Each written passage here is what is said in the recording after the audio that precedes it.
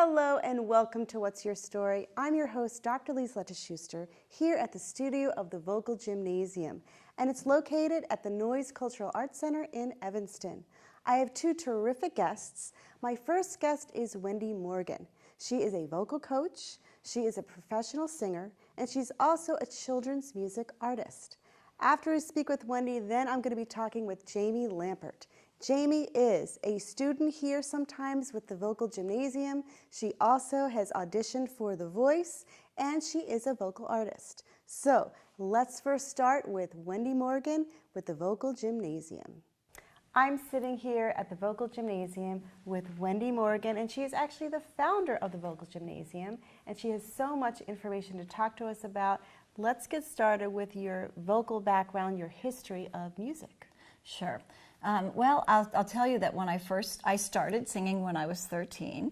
I always wanted to sing from the time of the Supremes and having a little group in the neighborhood, and I started my lessons at 13, and then I got my first professional job at 17, and I worked for an Elvis impersonator, and that's sort of embarrassing because it was kind of a schmaltzy show. I had to pass out teddy bears and do all kinds of wacky stuff, but at the same time I got the opportunity to perform with the 12-piece orchestra, and so that was an opportunity for me to do dance music, and so I started doing that at 17. Then at the same time when I was studying voice, I was studying with a lady at the Fine Arts Building, Rita Blair Music and Dance Studio, and she would take us out to various places, and that's when I first got my performance experience into recording studios and get us out, which I thought was wonderful at that age. So I had a lot of experience, early on. At some point, of course, I decided I wanted to try the Hollywood dream. So I moved to Los Angeles and started singing with a 3-girl group, and all original, and we were going for a record contract. That was an interesting experience because it was Black, Latino, and myself. Of course, I was the white girl. Couldn't have played anything else. And that was great, only our manager didn't get us out enough, so we ended up wanting to kill each other, and so that was the end of that. While I was doing that, I was a singing waitress, and I found that I didn't want to be a waitress anymore. That's what came along with the job. I loved the singing part of the job, but the waitressing part I could have done without. So as a singing waitress, then you're singing to the customers as you're walking towards them, or did you have to break and then do a performance? Yeah, every time I put their food order in, then I would go and sing a song in between. I'd get my song ready, and it was a good experience. I was exposed to a lot at that time because this was in Hollywood, so you had a lot of famous people come in, and it was really waiting on Al Jarreau made me a little nervous. Patty Duke, it was a little nerve-wracking, but it was a good experience in that way. But I knew I didn't want to get trapped in that experience. So when I decided to leave California and come back, reconnect with my family here in Chicago and really give 100% to my singing, I was in my early 20s, and cabaret was at the height of its time. And there was a place called the Raccoon Club downtown Chicago. And I thought, well, hey, I'm going to put together a one-woman show with jazz songs. So I took all of these jazz songs and kind of weaved them together in a show. And I only had 15 minutes, and I went in there and I got the show. I was opening for the big act on Saturday night. So then I had to put together a show. I still talk about that with my students now because it's so interesting that I've always tended to jump before I was actually ready, because that's what pushed me to the next step. And that show was very well received. I hired the best musicians in Chicago. By hiring good musicians, I always think if you can hire somebody or work with somebody above your level, you're bringing yourself up to that level. So that was really a big growth for me, doing that. Then I had a rock band, Girls on Film, and then in 1996, I released an album of all original music called Say When, which is on CD Baby now. And the next was my next CD, which was jazz, all jazz. Or that's actually more of an EP. So The second is an EP? Yeah, the next was my second album. And that's also music that you wrote, or just the first one? No, that one, you know, when it's somebody else's music, you have to go through Harry Fox and get permission. So that one I got licensed, but the first album was all original. And was the original music more jazz, more cabaret, folky? What would you? It was R&B and pop. Okay. Pretty much. And then the second one, when you did other people's songs, what kind of music was that? That was jazz. Okay. Yeah, and now I'm working on a third one finally. You know, it moved me. I've taken quite an evolution over time. The big evolution came when I had my son, and he moved me into changing everything about my life. I needed to be able to pick him up from school, and by doing so, it meant I had to do a job that would let me get out by 11:30, and it became suddenly open to me that children's music was a way, because those classes would end at 11:15, and I could get to my son by 11:30, and at that point, I started learning children's music. I bought a guitar for $50 at a garage sale, and it was meant for my son. I actually bought it for him. I bought it from a music producer I know, and just picked it up. Now, I had taken lessons when I was 11 or 12, but I never thought I was going to use them. And I picked it up 30 years later. I'm playing this $50 guitar, and it became, you know, part of what I'm doing right now. So obviously, initially, as a musician, it's late hours. You're up till 2, 3 o'clock in the morning. So now you have your child. You are starting to do music with kids. So you wrote children's music. You started to work with kids. How did you change your lifestyle? I'm in the process right now of writing children's. Actually, I hadn't even gotten. I was doing other people's music pretty much for most of the last 8 years. They're all old spiritual folk songs, old children's music songs from various countries, and I used a program called Music Garden, and then developed more of a hybrid over the years of using rock and roll songs and this Music Garden program, which is very structured. Then this year, for the first time, I bought myself a guitar. After that $50 guitar, I thought, well, you know, hey, 8 years I've been using this $50 guitar. I think it's time to buy myself something. And now I've got some library shows, quite a few library shows booked, and moved into an audience of 0 to 5. Yeah, that's what I say. My audience is now, you know, some of the time is that 0 to 5. So, you know, I know of parents who have little children and they do a lot of work, or they find classes where they're with music classes, kinder music. So how is your music with kids different? What makes your program, what's it called again? Well, the Music Garden that's a whole story in itself. Okay. Kinder Music Music Garden branched off from Kinder Music. That's a whole history of that, those two companies. But I always say I sort of have an interactive music class. Because I play the guitar, and I've added rock and roll songs in. I'm very influenced by rock and roll songs, so I've added that in with guitar. And sometimes I don't do the whole song. I may do a part of it, but make it so that the kids are jumping. It's very active, playing instruments and all of that. And I found that now that I'm focusing on writing an album of children's music, you know, all kinds of ideas are coming to me because I've been doing this for so long, and I am a songwriter, so you know, I have that background. But also, when it comes to my private voice students, I feel that that's something as a voice teacher I bring to the table, because I'm a songwriter. I actually taught record promotion at Columbia for a semester, so I have a lot of background in the business and in songwriting, which many voice teachers don't have that background. So you're doing a lot. You're doing the work with the children's music. You're writing your own CD for children. And then you also have the Vocal Gymnasium, which is you as a vocal coach. So how did you get started? How long have you been doing that?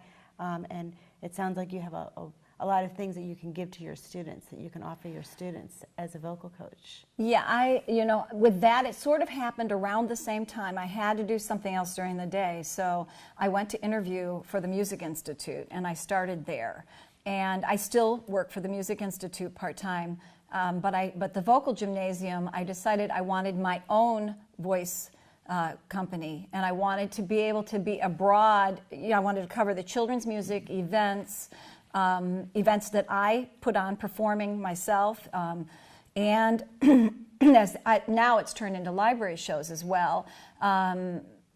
But developing the vocal gymnasium sort of happened very gradually because I was still at home with my son, and I started taking on students. And then obviously I've taken some lessons in pedagogy. I took that at Northeastern, and the pedagogy teaches you really the mechanics of the voice.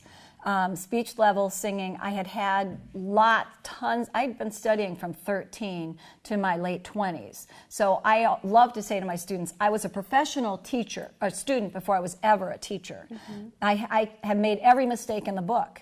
And that's what makes me a good teacher, is that I can, hopefully say, hey, don't practice the same thing over and over again if you're not doing it right. Because if you're practicing it, and it's not the right thing, you're just going to enforce the wrong thing. So that conscious practicing is really key, because you might be practicing the same thing and you do it for 2 years and you go, I haven't made a change. My voice sounds the same. Mm-hmm. What's going on? Well, if you're doing the wrong thing over and over again, you're just further making it a problem, creating a bigger problem. Sure. What I like is that you've taken what you've done, you've gotten so much experience from it, and you've learned from it, and then you've evolved.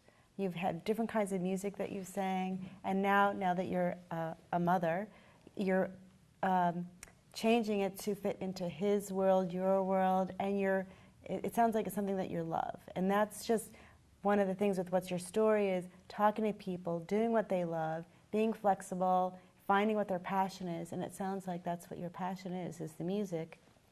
And evolving yourself. So. Teaching students. I have a student with Down syndrome. I have an 86-year-old man student. I have students that are, getting on The Voice, which we're going to hear one of them. We're going to hear Jamie soon. Mm-hmm. But the thrill of teaching someone a skill, something that they can actually use, and see the growth in my students is thrilling, and it's something that has been a wonderful, exciting part of my growth, my personal growth. And I do think that in this business, maybe 1 out of a million would become the superstar.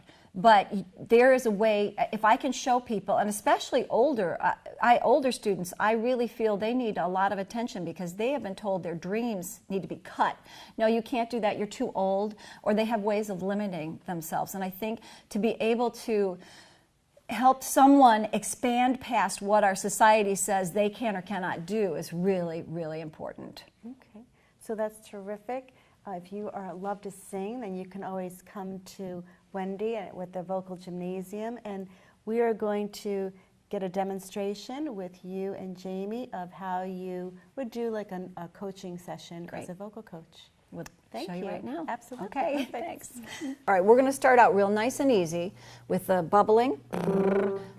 And go ahead, don't forget to do a little bit of that to kind of, that opens your larynx a little bit. So let's just do some of these.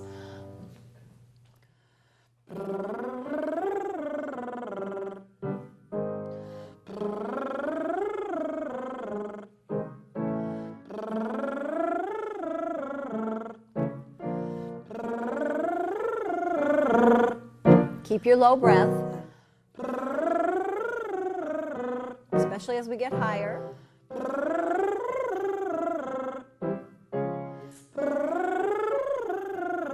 Good. That was a good exercise to warm up. Great, like a massage for the vocal cords. So now I'm going to take it real easy with you, Jamie, because I haven't seen you for a while. So I'm going to use the new vowel. And so it's going to be new, new, new, new, new, new, new, new, new, new. I want the beginning to be just make it a little bit dopey, because that'll open the vocal cords a little bit. And as we get higher, new, new, new, new, new, new, new, new, new, making those top notes hooty. Okay?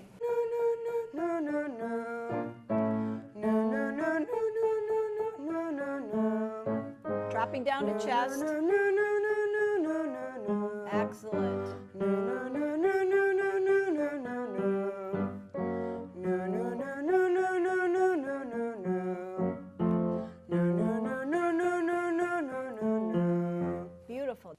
I'm sitting here with Jamie Lampert. She's my next guest, and you just saw her with a vocal demonstration with Wendy Morgan, and we're going to find out from Jamie how she got into music. So Jamie, thanks for being here. Thank you for having me. And so tell us how you did get involved with music. I've been around music for as long as I can remember. My mom has, always raised us on great music, and I remember for my 8th birthday, all I wanted was a guitar and guitar lessons, and so my mom got me, and so I've been doing that since then, and I'm now 22, and so for as long as I can remember, when I'd get home from school, the first thing I wanted to do was go straight to my room and play guitar, if I wasn't having a guitar lesson that day. So that's just kind of what I would be doing, kind of singing in secret. I was always very shy about singing, and my family would always say, "When are you going to let us hear you play?" Or and that was always their thing. When are you going to let us hear you play? They didn't really know I sang, so that was kind of my thing, and so I'd be playing and kind of singing in secret. I was really shy about it. I was really. I don't know why. It was just... So what gave you the guts to actually sing in front of your family, or what was the first time that you were out as a singer? That's a good question. Actually, 2 summers ago, so summer 2011, I was at a concert with my sister, and the same question popped up again. She goes, "Jamie, when are you finally going to let us hear you play?" And I was like, "One day, Lauren, one day." And I don't know what happened. One day I was just driving home from work, and something just clicked. I don't know what it was, and I just found myself driving to Guitar Center, and I found myself buying recording equipment, and I don't know, I just came home that day. My mom was working, and there's nobody home, and I just found myself recording this song, Jar of Hearts by Christina Perri, and I recorded it, and I remember I sent it to my sister, and I had never recorded a song before, and I sent the song in an email to her saying, with the title of the email saying, "Since you've been asking," and then in the body of the email I wrote, "Here's a song," and I just remember she got it, and she started freaking out. She called my mom, who subsequently started freaking out as well, and actually that was after season 1 of The Voice had just ended. And then things just started unfolding from there. So tell us about The Voice, because I know that is something where you've auditioned 2 times for it. I know that the show is there, and take us through the process of how you even had the chutzpah, the guts to audition or even send a tape in, and then I believe in the second time you went even further. Yeah, actually, I have my sister to thank for that one. I've always been I always loved those singing shows, and I watched, even American Idol from its first season, and I loved The Voice. I loved the concept that they couldn't, they didn't see you, they just heard your voice, from the get-go, and my family we were watching the whole first season, and it had just wrapped, and they were saying, auditions coming to these cities, and they were coming to Chicago, and my sister said, "Jamie, if you don't audition, I'm signing you up," And, I was still so shy at this point. When I first sent the song even to my family, when my mom first heard it that night, I couldn't even be in the same room as her when she listened to it. That's still how shy I was at that point. But, my sister was giving me a hard time, so I signed up, and I went with a friend of mine, too, who was also auditioning, and I went through the whole process, the open call with, thousands of people at Navy Pier, and all of a sudden there I was singing this song by Amy Winehouse, and I don't know, something just came over me, and I sang, and next thing I know, I got a call back, and to me,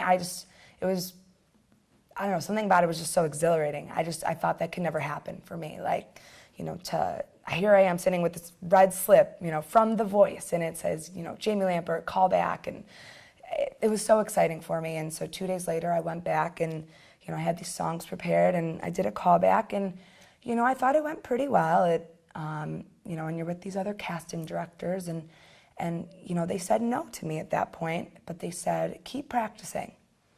And I was a little discouraged at that time, but at the same time, I turned it around, and I said, I'm going to keep working. This was my first audition ever, you know, my family just found out I could sing a few weeks ago. So I took that, and that's when Wendy came into the picture. My friend who I auditioned with had worked with Wendy and referred me to her. And so I said, you know, if I'm going to do this seriously, I need to, you know, get a vocal coach and really start, you know, getting help in that way. And how did that expand your voice, or what did you learn by working with Wendy? By working with Wendy, you know, there's certain things, you know, that obviously, I mean, I had learned some bad habits, you know, over the years by just singing in a room, you know, my room by myself, you know, with no professional training. And so with Wendy, you know, I've been learning how to correct some of those things, learning how to control my breathing so that, you know, my voice doesn't crack, and how to control pitch and, you know, things of that nature, things that a vocal coach can really help you with. And also just your presence and your confidence. And, you know, because with Wendy, she can offer things like a performance class. And so I got to do one of those with Wendy and, you know, just go out there and perform and, you know, and have my family come and things like that, and get to perform with a band, which is something I normally don't get to do. It's normally just me and a guitar. So, you know, that's an exciting thing for me to get to do. It's a very different feel when you're with a rich band behind you. So then that gave you then the guts to audition a second time? Yeah. Or how did that go? I knew I absolutely wanted to try out for The Voice again. I said, I'm going to come back and I want to show them that I've got this. So a year ago, last March actually. 2012. Yeah, 2012. This time it was at McCormick Place. I went back, you know, early in the morning, again with thousands and thousands of people. I auditioned, and I was still nervous again. You know, you never know if they're going to like you. You never know what they're looking for. You know, it's a reality television show, and I just went in there and I sang my song, and I just remember, and they said everyone can leave but Jamie, and I just remember, you know, I was just like, oh my God, is this happening again? And they asked me to sing. You know, they said, you know, great job. You know, can you sing another song for us? And so I did another song, and they gave me that red slip again, and off I went. And I remember texting my mom and sister saying, I made it again, I made it. And I couldn't believe it happened again. And because I wasn't going in there expecting to get a call back necessarily. And so how did this go further from the first time? You know, when I got the call back, I went in there and I felt, you know, I really practiced my songs, and I really honed in on, you know, myself as, you know, trying to shape, you know, who I am as an artist. You know, I tried to pick songs that, you know, reflected myself, and try to show the casting directors, you know, this is me, this is who I am as an artist. Because that's really important to show, you know, these people. When you're coming in and performing for them, you've got one shot, and you've got to say, this is me, in a nutshell. So, and so I just remember I went in, and, you know, everything went really well, and, you know, next thing I knew, a few months later, I was in LA performing on a stage in front of, you know, 4 of the biggest names in music, and just one of the most incredible experiences of my life. And, you know, obviously, I wish it could have turned out better with having, you know, one of them turn around for me. But at the same time, when I look back on it, I realized, you know, I was with people who were far more experienced than I was, you know, people who have had record deals, or people who have been performing their entire lives, people who music is their entire life. You know, every night they're out performing, doing shows, you know, doing all those kinds of things. So I really stepped back from that and realized, you know what, I feel so lucky to have been a part of that experience, and that they chose me for that. I mean, there were about 45,000 people who auditioned in person, not including all the people who auditioned online. And it came down to 147 of us for the blind audition. So I just feel really, really lucky to have been a part of that experience. And I feel that I've learned so much, and it taught me to be comfortable with taking risks. And I feel that that experience, I've learned a lot, and I've made incredible friends from it. And it's honestly the best experience of my entire life. Well, that is an incredible experience, and you're still young. You have someone like Wendy who, like I said, she's not famous, but she has really used the music. She's had so much experience throughout the years. Do you see yourself then, do you have the music bug? Do you see that you really want to do a lot more with the music? What are some of your goals? Or you're still young to know what your goals are? I guess you could say I have a bit of the music bug. Okay. But, you know, I take things day by day. You know, I would love absolutely to be performing for the rest of my life. That is, you know, absolutely something I would love to do. But you never know where life is going to take you. You never know what opportunities may come your way. So that's why I just try to take everything day by day and see where life takes me.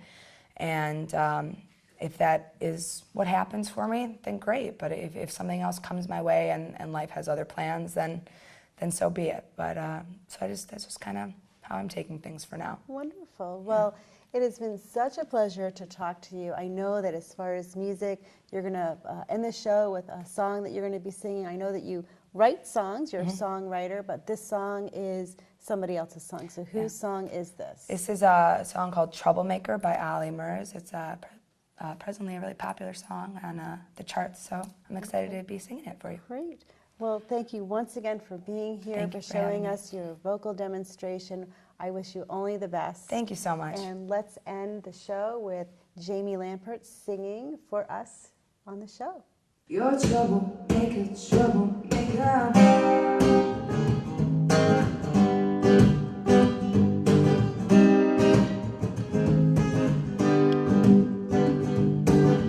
You had me hooked again from the minute you sat down. The way you bite your lip had my head spinning round. After a drink or two, I was putty in your hands. I don't know if I had the strength to stand. Oh, troublemaker, it's your middle name. Oh, I know you're no good, but you're stuck in my brain. Yeah, why does it feel so good but hurt so bad? Whoa, my mind keeps saying run as fast as you can.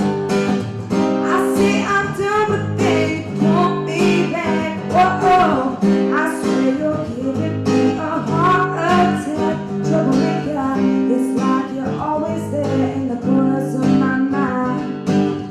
I see your silhouette every time I close my eyes. There must be poison in those fingertips of yours, 'cause I keep coming back again for more. Troublemaker, yeah, it's your middle name. Oh, I know you're no good, but you're stuck in my brain.